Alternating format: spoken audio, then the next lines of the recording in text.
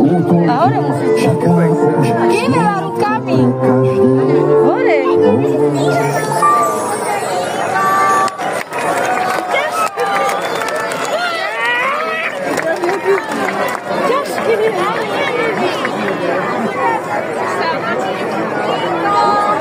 Nevadí, zo pár kalórií navyše. Čo som chcel? Nie, počkajte, pizza dance ešte iba bude, to si nechám potom na neskôr. Aj disco ešte bude a viete, čo ešte bude? Bude aj tobogán. Môže byť? Počujte, ale keď sa tak na vás pozriem, tak už mi príjete taký, že už vám je aj dlho tie deti držať na rukách, čo? Nevadí? Zvládate to? Tak, dobre. Teraz by sme si mohli dať pesničku, ktorá je o zmrzline. Dobre, pozerám sa teraz na všetkých, ktorí sú tu s nami. Kto má rád zmrzlinu? Tak to sa teším, že všetci radi lížete, pretože aj my. A teraz príde pesnička Zmrzlina a teším sa na vás, ako budete so mnou spievať. Poďme na to. A inak Marek by mi mohol pomôcť repovať, nie? Chcete, aby Marek zarepoval?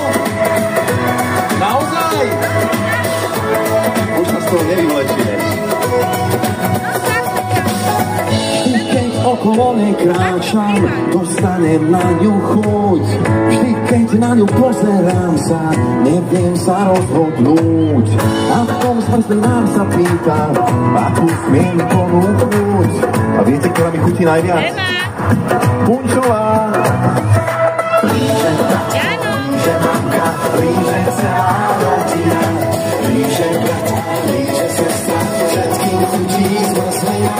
Líže tetko, líže babka, aj najlepší kamarát. Tak si vyber, ako chceš, veď zmrzlinu mám každý rád. To má rád čokoládovú,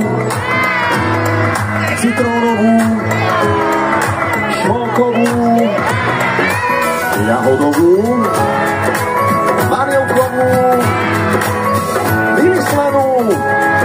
Fakt? Líže tatko, líže mamka, líže celá rodina. Líže brat a líže sestra, všetkým chutí zmrzlina. Líže tetko, líže babka, aj najlepší kamarát. Tak si vyber, akú chceš, veď zmrzlinu mám každý rád.